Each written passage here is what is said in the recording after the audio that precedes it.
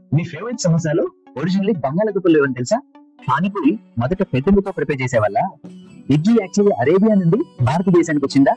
Wait wait wait మీరు రోజు తినే ఫుడ్ ఐటమ్స్ అన్ని ఒరిజినల్లీ పూర్తిగా వేరుగా ఉండేది. పిజ్జా కూడా ఇండియాలో ఇన్వెంట్ అయింది అంటే నమ్ముతారా? ఈ వీడియోలో ఫుడ్ హిస్టరీ రహస్యాలతో పాటు పెద్ద మాజీ కలినరీ విషయాలు చెప్పబోతున్నాను. Fact number 7. విన్న తర్వాత మీరు ఆహారం చూసే విధానం మారిపోతుంది. జ్ఞానం కోసం ఆకలి ఉంటే కంప్లీట్ వీడియో చూడండి. Welcome to facts with Telugu. Fact 1. Samosa original recipe. Samosa originally 10th సెంచరీలో మిడిల్ ఈస్ట్ లో సంబోసక్క స్టార్ట్ అయింది. అప్పుడు దానిలో బంగాళాదుంపలు అస్సలు లేవు. ఒరిజినల్ సమోసాలో మటన్, ఆల్మండ్స్, పిస్టాచోస్ మరియు రైజిన్స్ ఉండేది. బంగాళాదుంప 16th సెంచరీలో పోర్చుగీస్ వాళ్ళు ఇండియాకి తెచ్చాక మనం వాడటం మొదలైంది. ఈ రోజు మనకు ఫేవరెట్ ఆలూ సమోసా ఇండియాలో ఇన్నోవేటివ్ అడాప్టేషన్ స్పెషల్ ట్రేడర్స్ ద్వారా ఇండియా వచ్చింది. Fact 2. Panipuri evolution story. Panipuri originally puchka అనే పేరుతో బెంగాల్లో స్టార్ట్ అయ్యాయి. అప్పుడు దానిలో స్పైస్డ్ వాటర్ కాకుండా యోగర్ట్ బేస్డ్ మిక్చర్ వాడేవాళ్ళు.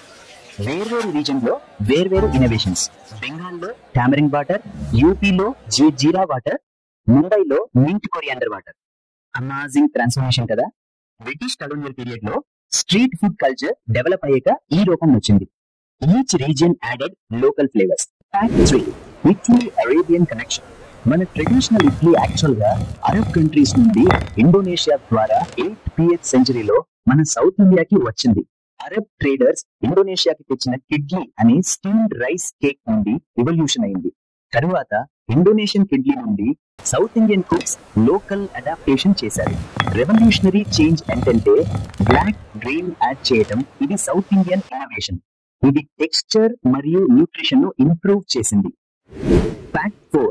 Pizza India connection. Modern pizza concept ఇటలీలో ఫేమస్, కానీ ఫ్లాట్ బ్రెడ్ విత్ టాపింగ్స్ అనేది ఇండియాలో సెంచురీస్ నుండి ఎగ్జిస్ట్ అయింది. ఏన్షియంట్ ఇండియన్ పిసాచికా అనే డిష్ థిన్ బ్రెడ్ మీద వెజిటేబుల్స్, హర్బ్స్, ఆయిల్స్ స్ప్రెడ్ చేసేవాళ్ళు. పర్షియన్ మరియు సెంట్రల్ ఏషియన్ ఇన్ఫ్లుయెన్సెస్ కూడా అంటేవి. మార్కో పోలో ఇండియా నుండి ఇటలీకి వెళ్ళినప్పుడు ఈ కాన్సెప్ట్ తీసుకువెళ్లాడని హిస్టారియన్స్ బిలీవ్ చేస్తారు as part of cultural exchange. Fact 5. Chilli pepper global journey. Chilli peppers మొదట మెక్సికో మరియు సెంట్రల్ అమెరికాలో గ్రో అయ్యేవి. కొలంబస్ వాళ్ళని యూరోప్ కి తీసుకువెళ్లాడు. తరువాత పోర్చుగీస్ ట్రేడర్స్ 16వ శతాబ్దంలో ఇండియాకి తెచ్చారు. అప్పటి వరకు ఇండియన్ క్విజిన్ లో చిల్లీ పెప్పర్స్ లేవు, బ్లాక్ పెప్పర్ మాత్రమే అండేవి. రెవల్యూషనరీ ఇంపాక్ట్ ఏంటంటే ఇండియన్ కుకింగ్ కంప్లీట్లీ ట్రాన్స్ఫార్మ్ అయింది. రీజనల్ వెరైటీస్ డెవలప్ అయ్యాయి. Guntur, Kashmir, Nagaland etcetera. Fact 6. Tea versus coffee war. Tea originally చైనాలో మెడిసినల్ పర్పస్ కోసం వాడేవాళ్ళు.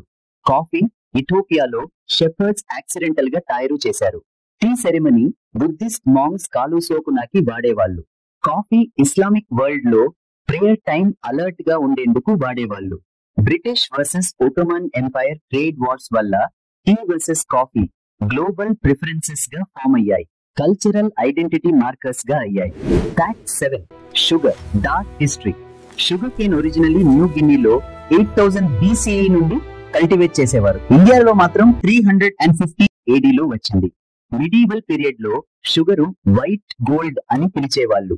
ఇది స్పైసెస్ కంటే కూడా ఎక్స్పెన్సివ్. రాయల్ ఫ్యామిలీస్ మాత్రమే అఫోర్డ్ చేసేవాళ్ళు.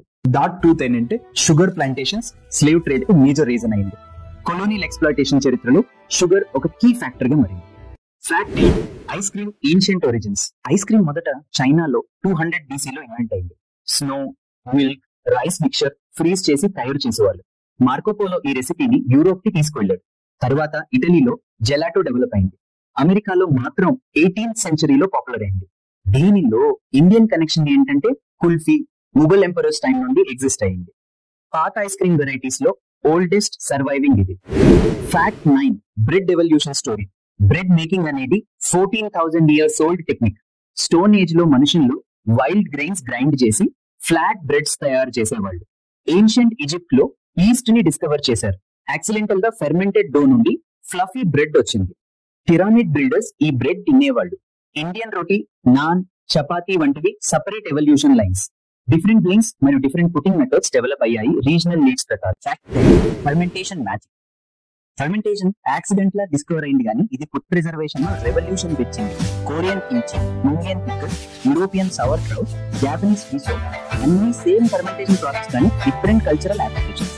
మోడర్న్ సైన్స్ కూడా ఫర్మెంటెడ్ ఫుడ్స్ గట్ హెల్త్ కోసం చాలా మంచి అని ప్రూవ్ చేసింది.